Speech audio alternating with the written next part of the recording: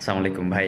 আজকের ভিডিওটিতে শুধু জাপান নিয়ে কিছু কথা বলবো। আপনি যদি ক্লাস 8 থেকে ইন্টারমিডিয়েটের ভিতরে পড়েন অথবা আপনি পড়াশোনার মধ্যে থাকেন, আমি রিকোয়েস্ট করব, যদি বিদেশে গিয়ে বিদেশের মাটিতে গিয়ে কেরিয়ার করতে চান, আমি বলবো আপনি জাপানের ভাষাটা শিখে ফেলেন। আপনার নিয়ারেস্ট যে কোনো জায়গায় কাছে কাছে ধারে যদি আপনার জাপানি ভাষা শিখায় এরকম যদি কোনো ইনস্টিটিউট থাকে, পড়াশোনার পাশাপাশি জাপানের ভাষাটা শিখে ফেলেন। এটা আপনার জন্য আপনার লাইফে অনেক বড় একটা অ্যাডভান্টেজ হবে। যেমন আপনি যদি কোনো কিছু করতেও না পারেন, আপনি নিজেকে নিজে মনে মনে নিজে গর্বিত হতে পারবেন, নিজে নিজে গর্ববোধ করতে পারবেন যে আমি বাংলা ভাষা, ইংরেজি ভাষা ছাড়াও আমি অমুক ভাষাটা আমি লিখতে জানি, পড়তে জানি অথবা বলতে জানি।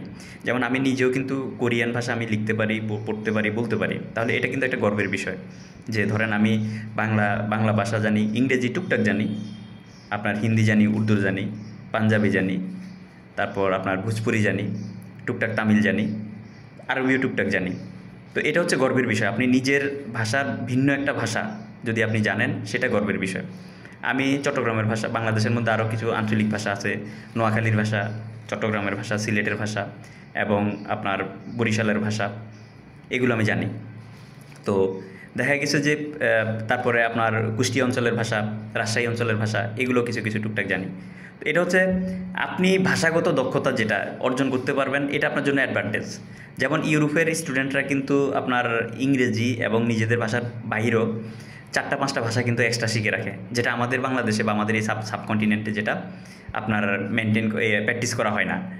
তো আমি বলবো, আমি রিকোয়েস্ট করব, আপনি নিজে পড়াশোনা করেন, অথবা আপনি যদি পরিবারের দায়িত্বশীল ব্যক্তি হন, আপনার পরিবারে যিনি অনুজ আছে, আপনার পরিবারে যাকে আপনি বলতে পারবেন, মানে শাসন করতে পারবেন, বা যার উপরে খবরদারি চালাইতে পারবেন, ওনাকে স্টুডেন্ট থাকা অবস্থায় জাপানের ভাষাটা শেখান। কারণ বাংলাদেশ জাপানের জন্য একটা সম্ভাবনাময় শ্রমবাজার হচ্ছে।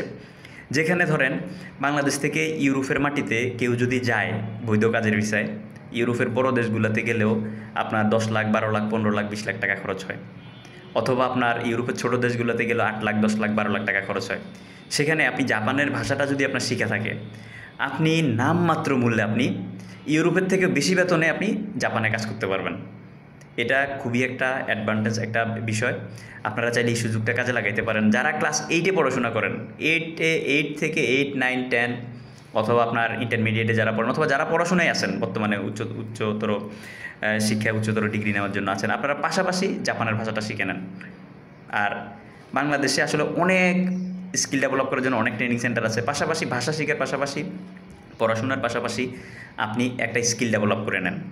যেমন ধরেন আমাদের দেশে ড্রাইভিং শেখাটা, যেটা এটা ড্রাইভিং শিখে নেবেন, এটা কিন্তু অ্যাডভান্টেজ আপনার নিজের জন্য, নিজের একটা এক্সট্রা যোগ্যতা। আপনি ইংরেজি শিখে নেবেন, আপনি যেমন জাপানের ভাষা বা আদার্স অন্যান্য ভাষা শিখে নেবেন।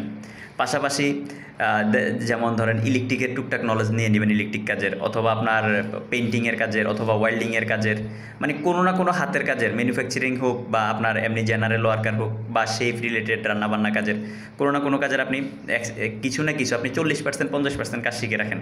ভবিষ্যতে এটা আপনার কাজে দিবে। বিশ্বের যে কোনো দেশে যাবেন, একটু ন্যূনতম 50% বা 40% এক্সপিরিয়েন্স থাকার কারণে কিন্তু এটা আপনার জন্য অনেক অ্যাডভান্টেজ হবে। আমাদের দেশের বাংলাদেশিরা বিভিন্ন দেশে গিয়ে অসহায় হয়ে যায় কাজের বিষয়ে গিয়ে, কারণ হচ্ছে মানে জিরো এক্সপিরিয়েন্স নিয়ে যায়। এখন একটা লোক আপনাকে কাজ দিবে, যদি জিজ্ঞেস করে যে আপনি কী কাজ জানেন, আমরা বলি হ্যাঁ আমি যে কোনো ধরনের সব ধরনের কাজ করে নিতে পারবো, আমি কাজ করতে পারবো, কিন্তু স্পেসিফিকলি বলতে পারে না যে আমি ইলেকট্রিশিয়ানের কাজ 40% জানি, অথবা আমি 50% আমি ওয়েল্ডিংয়ের কাজ জানি, অথবা আমি কনস্ট্রাকশনের কাজ, আমি রড ব্যান্ডিংয়ের কাজ আমি 40% জানি। এটা কিন্তু কেউ বলে না। তো আপনি 100% স্কিল ডেভেলপ করার দরকার নাই। আপনি 30%, 40%, 50% এভাবে কাজ শিখে রাখুন। এটা বিভিন্ন ট্রেনিং সেন্টার আপনার 8,000, 10,000, 15,000 টাকা দিয়ে কিন্তু আপনাকে 2 মাস, 3 মাস, 4 মাসের স্কিল ডেভেলপ করে কাজ শিখে দিবে।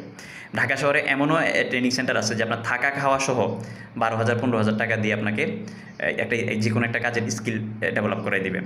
তো আমি সবার কাছে রিকোয়েস্ট করব, জাপানের ভাষাটা শিখে রাখেন। এটা একটা সম্ভাবনাময় শ্রমবাজার। 2025 সাল, 26 সাল, 27 সাল বাংলাদেশিদের জন্য একটা মানে আশীর্বাদ স্বরূপ শ্রমবাজার হচ্ছে। পড়াশোনার পাশাপাশি জাপানের ভাষাটা শিখে রাখেন। মধ্যপ্রাচ্যের বাজেটে আপনারা জাপানে গিয়ে ইউরোপের থেকে বেশি টাকা আয় করতে পারবেন। ভিডিওটি ভালো লাগলে বেশি বেশি শেয়ার দিয়ে রাখেন। ইনফরমেশনটা যদি আপনাদের কাছে উপকারমূলক মনে হয়, বেশি বেশি শেয়ার দিয়ে রাখবেন। প্রবাসী এবং প্রবাসী রিলেটেড নিত্য নতুন তথ্য এবং আপডেট পেতে আমার আইডিটি ফলো দিয়ে আমার সাথে যুক্ত থাকার জন্য বিশেষভাবে অনুরোধ রইল। আসসালামু আলাইকুম রহমতুল্লাহ বারাকাতুহু।